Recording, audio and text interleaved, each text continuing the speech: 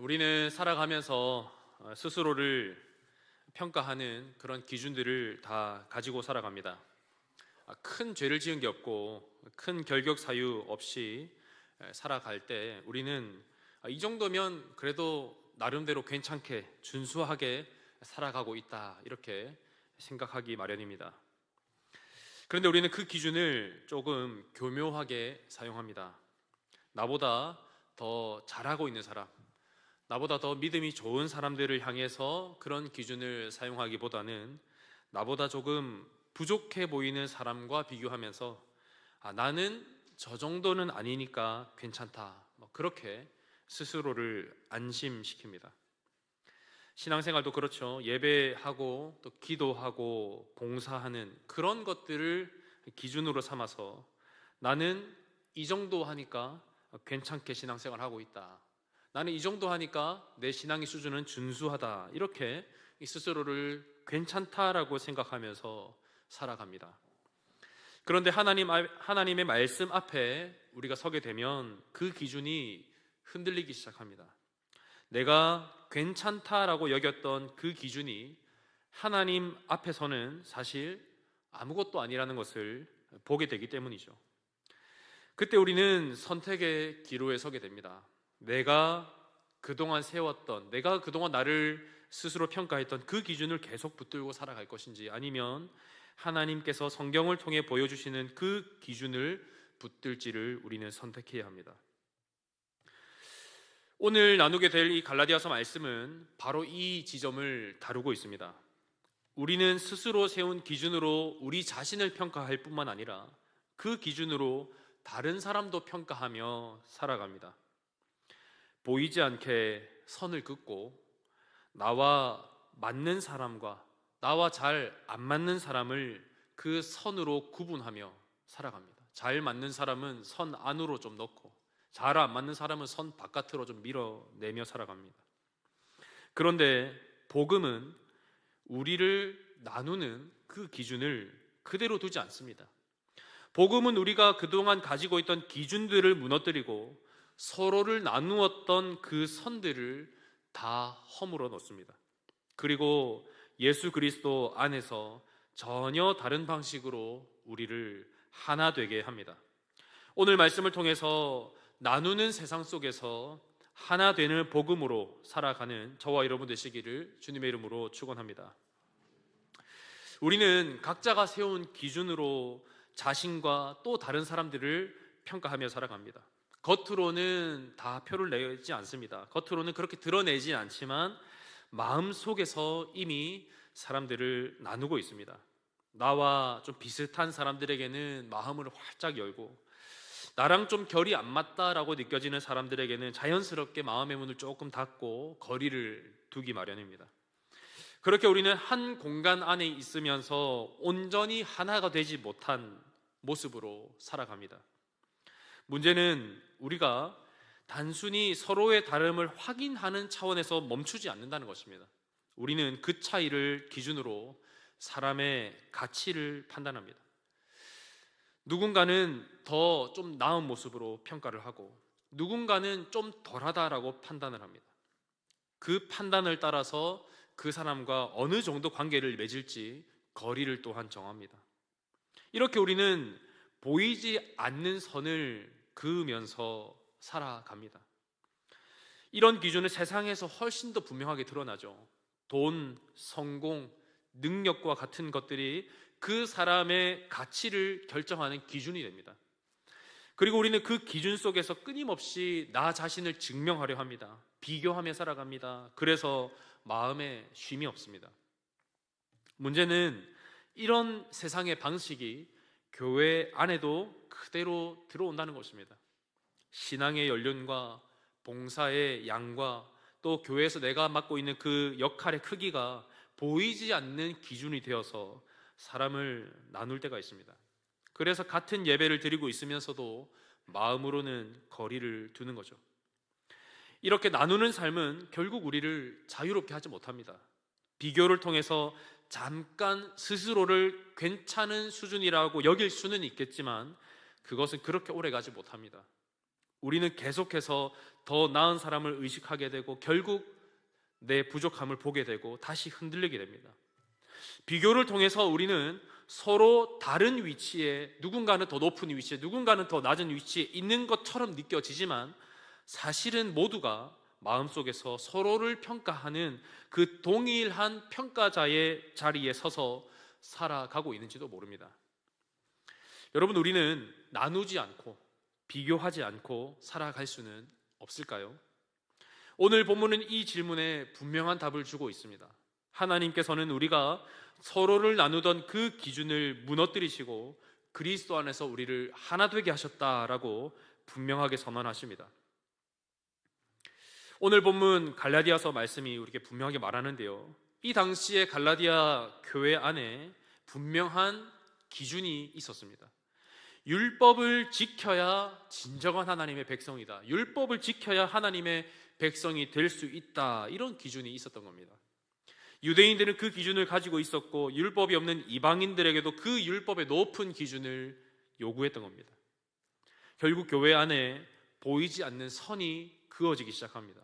율법을 잘 지키는 사람과 비교적 못 지키는 사람, 더 나은 사람과 좀 덜한 사람, 나뉘기 시작합니다. 그런데 바울은 그 기준을 정면으로 도전합니다. 오늘 본문 3장 28절 말씀을 우리 성경을 보고 같이 읽어보겠습니다. 28절입니다. 시작. 너희는 유대인이나 헬라인이나 종이나 자유인이나 남자나 여자나 다 그리스도 예수 안에서 하나이니라. 누구 안에서 하나라고 말합니까? 그리스도 예수 안에 하나다라고 분명하게 선언합니다. 왜냐하면 하나님 앞에서 우리를 나누는 기준은 더 이상 아무 의미가 없기 때문입니다. 율법이 우리를 의롭게 만드는 것이 아니라 그리스도를 믿는 믿음이 우리를 의롭게 만들고 우리를 하나 되게 만들기 때문입니다. 그래서 바울은 이어서 너희가 다 믿음으로 말미암아 그리스도 예수 안에서 하나님의 자녀가 되었다 말합니다. 하나님은 우리가 만들어 놓은 그런 기준으로 우리를 보지 않으십니다. 우리가 서로를 나누는 그런 방식으로 평가하지 않으시고 하나님의 기준으로 우리를 바라보십니다. 그 기준 앞에서는 누구도 스스로를 높일 수 없기 때문에 모두가 같은 자리에 서게 됩니다. 그래서 하나님은 처음부터 다른 길을 준비하셨습니다. 하나님의 길은 인간의 방식과 전혀 다릅니다. 성경을 보면 하나님은 늘 사람들이 기대하지 않는 방식으로, 기대할 수 없는 방식으로 하나님이 늘 일해 오셨다는 것을 보게 됩니다. 아브라함을 부르실 때도 그런데요, 하나님께서 아브라함을 부르실 때도 이미 능력을 다 갖춘 사람을 택하신 것이 아니라 아무것도 없는 상태에서 부르신다는 것을 보게 됩니다. 자식을 낳을 수 없는 상황에서 하나님이 약속을 먼저 주시고 그 약속을 통해서 하나님의 일을 이루어 가십니다. 인간의 가능성이 아니라 하나님의 약속으로 시작되는 길입니다. 이처럼 하나님은 처음부터 사람들의 그 조건을, 기준을 따라 일을 하지 않으십니다. 출애굽의 사건도 마찬가지인데요, 이스라엘 백성들의 능력이 강해서 애굽을 나온 것이 아니었습니다. 오히려 아무 힘도 없는 노예 상태에서 하나님의 능력으로 구원을 이루어 가십니다. 홍해 앞에 서서 아무것도 할 수 없는 상황에서 하나님이 친히 길을 여십니다. 이처럼 하나님은 늘 인간의 힘과 인간의 지혜가 닿지 않는, 그래서 도무지 상상할 수도 없는 하나님 크기의 능력으로 우리를 인도하시고 구원하십니다. 이 원리는 신약 시대도 그대로 이어지는데요, 예수님은 세상에서 인정받는 사람들보다 오히려 죄인들과 세리들을 찾아가셨습니다. 사람들이 멀리하던 사람들과 함께 식사하시고 그들을 부르십니다. 그 당시의 기준으로 보면 이들은 어떤 사람들입니까? 바리새인들의 기준으로 보면 이런 사람들은 도무지 가까이 해서는 안 되는 사람들입니다. 그런데 예수님은 그런 사람들에게 가까이 다가가십니다. 그리고는 도무지 상상할 수 없었던 새로운 길을 열어가십니다. 사람들의 기준을 완전히 뒤집어 놓습니다. 십자가가 그 절정인데요, 사람들의 눈으로 보면 십자가는 완전한 실패입니다. 십자가는 패배처럼 보이는 사건입니다. 그런데 하나님은 그 미련해 보이는 십자가를 통해서 구원의 길을 활짝 열어놓으셨습니다. 인간의 힘이 아니라 예수님의 희생을 통해 이루어지는 길입니다. 우리가 노력한다고 해서 얻을 수 있는 길이 아닙니다. 예수님의 완전한 순종으로 말미암아 주어진 생명입니다.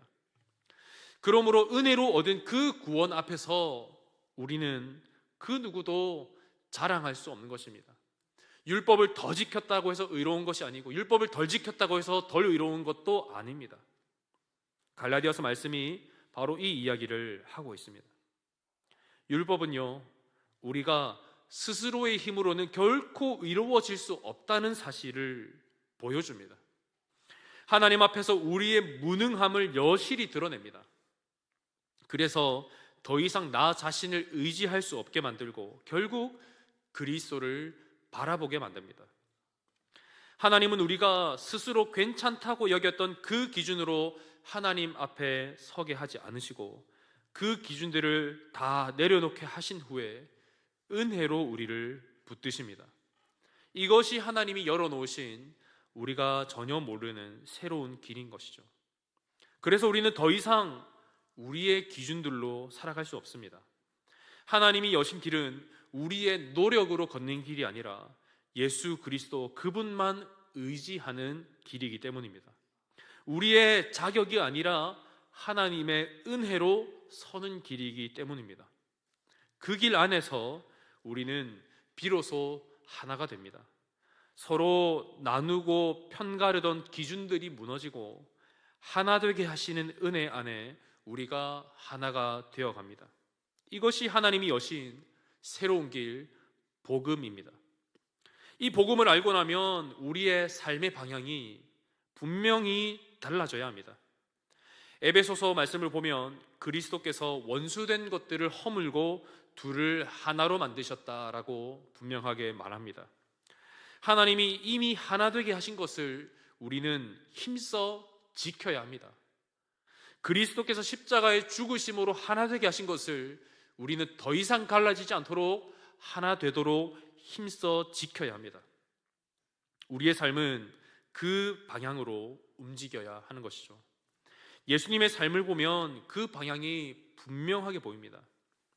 예수님은 어떻습니까? 항상 경계 바깥에 있는 사람들에게 다가가셨습니다. 사람들이 선을 그어놓고 이 안에 있는 사람들만 거룩하고 이 선 밖에 있는 사람들은 부정하고 불의한 사람들이라고 여겼던 그런 선 밖에 있는 사람들에게 예수님은 늘 찾아가십니다. 모두가 만나기 꺼리던 그 사마리아 여인을 찾아가 만나시고 세리와 함께 식사하시고 병든 자들을 찾아가 그 환부를 직접 만지셨습니다. 사람들의 기준으로 보면, 그 당시 기준으로 보면 도무지 가까이 할 수 없는 사람들입니다. 그런데 예수님은 그 선을 넘어가십니다. 그 모습이 우리가 따라가야 할 모습이리라 믿습니다. 그래서 우리의 일상 속에서 변화는 아주 구체적으로 나타나야 합니다. 사람들을 만날 때 그 사람의 조건을 먼저 보는 습관을 우리는 내려놓아야 합니다. 대화를 나눌 때도 내 말이 맞는지를 증명하려 하기보다 그 상대방을 조금 더 이해하려는 방향으로 마음을 바꾸어야 합니다. 나와 생각이 다른 사람을 만났을 때 틀렸다라고 단정하기보다는 왜 그렇게 생각하는지를 들으려는 태도를 가져야 합니다. 다소 불편하지만 예수님을 본받아 이런 불편함들을 기꺼이 선택하다 보면 우리의 삶이 조금씩 달라질 것입니다. 복음은 설교 시간만이 아니라 이렇게 우리의 일상의 삶 속에서 드러나야 합니다. 특별히 교회 안에서 우리는 더 분명한 태도를 가져야 합니다. 고린도전서를 보면 교회를 몸에 비유하면서 서로 다른 지체들이 함께 연결되어 있다라고 말합니다. 각자의 역할과 각자의 모습은 다르지만 모두가 함께 하나의 몸을 이루고 있습니다. 그래서 우리는 서로를 향해서 결코 저 사람은 필요 없다라고 말할 수가 없는 것입니다. 나는 우월하고 저 사람은 더 낫다라고 말할 수가 없는 것이죠. 또한 로마서를 말씀을 보면요, 믿음이 강한 자가 약한 자들을 업신여기지 말라고 말합니다. 약한 자도 강한 자를 판단하지 말라고 권면합니다. 서로를 판단하기보다 서로를 받아들이라고 권면합니다. 왜냐하면 하나님께서 동일하게 받아들이신 그 지체들을 우리가 밀어낼 수 없기 때문이죠. 우리의 기준으로 하나님이 옳다고 여기신 자를 밀어낼 수가 없기 때문입니다. 그래서 교회 안에서는 서로를 향한 시선이 달라져야 합니다. 서로에게 부족함이 보이더라도 정죄하기보다는 품으려는 방향으로 나아가야 합니다. 그것이 좀 다소 불편하다 할지라도 우리는 예수님의 본을 따라서 그 불편함을 기꺼이 선택하는 사람들이어야 합니다. 왜냐하면 우리가 그런 식으로 하나님께 용납받은 자들이기 때문입니다. 이 길은요, 우리의 본성과 계속해서 부딪힙니다. 우리는 여전히 비교하고 싶어 하고 여전히 나누고 싶어 합니다. 나와 잘 맞는 사람들과만 어울리고 싶어 합니다. 그래서 어떤 날은 잘 하다가도 어떤 날은 다시 예전의 방식으로 나누기도 합니다. 그런데 우리는 그때마다 다시 복음 앞으로 돌아가야 합니다. 내가 어떤 은혜로 지금 이 자리에 서 있는지를 기억해야 합니다. 내가 아무런 조건이 없이 하나님께 받아들여졌다라는 사실을 기억하면서 나도 그 사람들을 품어야 한다는 사실을 기억해야 하는 것입니다. 그래서 우리는 반복해서 선택해야 합니다. 사람들을 만날 때마다, 관계를 맺을 때마다 방향을 정해야 합니다. 나누는 방식이 아니라 하나 되게 하는 방식으로 우리는 반응을 해야 하는 것입니다. 내 마음이 불편해질 때 그 감정을 따라 살아가기보다는 복음을 기준으로 내가 취할 방법을 선택하는 것입니다. 그 선택이 쌓이면서 우리의 삶이 그리스도로 물들어가고 그런 우리의 모습이 모여서 우리 공동체를 변화시켜 나갈 것입니다. 우리는 더 이상 이전의 방식으로 살아갈 수 없는 사람들입니다. 나누는 세상 속에 우리가 살아가고 있지만 전혀 다른 방식으로 살아가는 사람들이기 때문입니다. 그리스도 안에서 용서받고 그리스도 안에서 용납받고 그리스도 안에서 한 몸 된 사람들로 우리는 살아가야 합니다. 이제 우리는 함께 살아가는 공동체로 부름받았습니다. 교회는 세상과 전혀 다른 새로운 질서를 보여주는 공동체입니다. 세상은 계속해서 선을 긋고 계속해서 나누지만 교회는 하나 되기를 힘쓰는 공동체입니다. 세상은 이런저런 조건들로 사람을 평가하고 그 사람의 가치를 판단하지만 교회는 오직 은혜로 사람들을 바라봅니다. 세상은 차이를 차별로 만듭니다. 그러나 교회는 차이를 몸에 붙은 각기 다른 지체들처럼 다양성으로 받아들여야 합니다. 그래서 교회 안에서는 서로 다른 사람들이 함께 어우러져서 그리스도의 한 몸을 이루어 살아가는 것입니다.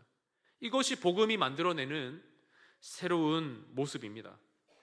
이런 공동체를 세워가기 위해서는 서로를 향한 우리의 태도가 바뀌어야 합니다. 나와 맞는 사람만 가까이 두는 것이 아니라 나와 다른 사람들과도 기꺼이 하나 되기 위해 품어주는 것입니다. 이해하기 쉬운 사람만 받아들이는 것이 아니라 때로는 이해하기 어려운 사람도 그냥 그대로 받아들이는 겁니다. 때로는 불편함을 감수하고 때로는 손해를 감수하면서 그 관계를 계속 이어가는 겁니다. 그런 불편한 선택들이 우리 주님의 몸된 이 교회 공동체를 더욱 단단하게 만들어 가기 때문입니다. 그런 모습들을 통해서 우리의 하나됨이 실제로 이어지게 되는 것입니다. 우리는 완전한 공동체가 아닙니다. 여전히 부족하고 여전히 실수하고 여전히 서로를 향해 상처를 주고받을 때도 있습니다. 그러나 분명한 것은 우리의 방향이 분명해야 한다는 것입니다. 때로는 넘어질 수 있습니다. 때로는 실수할 수도 있습니다. 때로는 옆에 있는 지체들에게 상처를 줄 수도 있습니다. 그러나 중요한 것은 그때마다 다시 일어나서 복음을 향해 돌아가는 것입니다. 그래서 하나님께서 하나 되게 하신 것을 우리는 힘써 지켜내야 하는 것입니다. 이런 공동체는요, 세상 가운데 강력한 복음의 증거가 됩니다. 말로 설명하지 않아도 복음을 삶으로 보여주는 보이는 메시지가 되기 때문입니다. 서로 다른 사람들이 하나로 살아가는 그 모습을 통해서 복음이 세상 가운데 보여지는 것입니다. 그때 우리는 말로만이 아니라 삶으로 복음을 보여주는 참 그리스도인이 되는 것입니다. 그래서 우리는 하나님께서 하나 되게 하신 교회를 가볍게 여기지 말아야 합니다. 그저 일주일 중에 주일 하루만 모였다가 흩어지는 사람들이 아닙니다. 하나님께서 친히 세우신 그리스도의 몸된 교회의 각 지체들이라는 것을 우리는 스스로 늘 생각하며 살아가야 합니다. 이 안에서 우리는 서로를 살리고 또 서로를 세우며 살아갑니다. 나 한 사람의 변화가 우리 공동체를 바꾸고 우리 공동체의 변화가 세상을 향한 복음의 분명한 증거가 될 줄 믿습니다. 나누는 세상 속에서 하나 되게 하는 그 복음을 우리의 일상의 삶으로 살아내는 저와 여러분 되시기를 주님의 이름으로 축원합니다.